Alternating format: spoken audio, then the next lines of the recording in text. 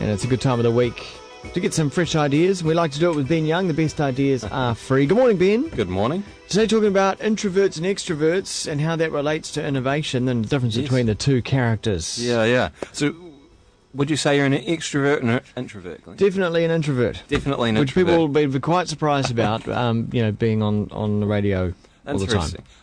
I'm kind of on the cusp between introvert and extrovert, so I can kind of see both sides of this argument.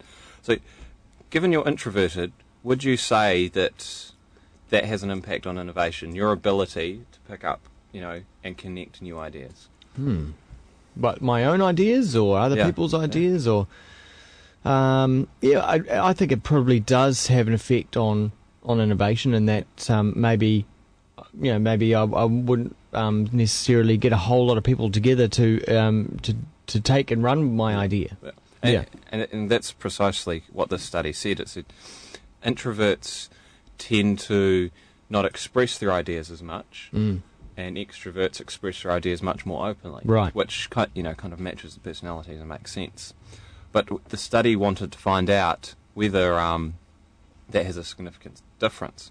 And when they did some field lab tests, what they found is introverts, whilst they won't push for their ideas, they're much more accepting of other people's ideas. And so therefore their ideas never... And extroverts tend to be less receptive to other people's ideas. Okay.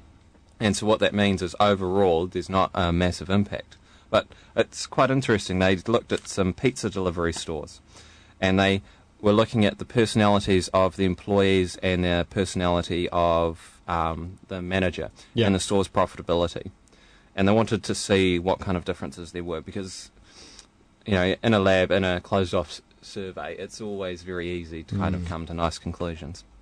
What they found was that in stores where employees tried to proactively introduce their creative ideas for improvements, introverted managers led the stores to higher profits, more than the extroverted ones did.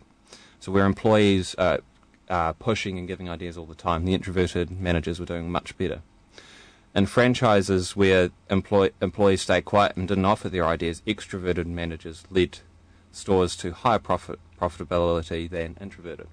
So it's also looking at that mix of what is the balance of your staff and their kind of personalities and their managers. And quite often when organisation problems arise, it's because this balance is out of whack. There isn't enough introverted people or enough extroverted people. Or there's an introverted leader leading a whole lot of introverted people. Right. Is that why they do these silly old tests for new employees, so they try and get a balance of introvert, extrovert? So it always sounds really silly when you have to do them. And personality tests are never 100% accurate. No. But what it does is it gives some insights into how you are uniquely different to your peers. Yeah. And a lot of big Fortune 500 companies, they will actually map out their teams and on kind of a grid to show where the balance of personalities are, to make sure that they keep the teams balanced. Right. Certain sales teams will need a certain kind of personality balance versus, customer service relationship managers. But also within that team, you can't have everyone with exactly the same personality.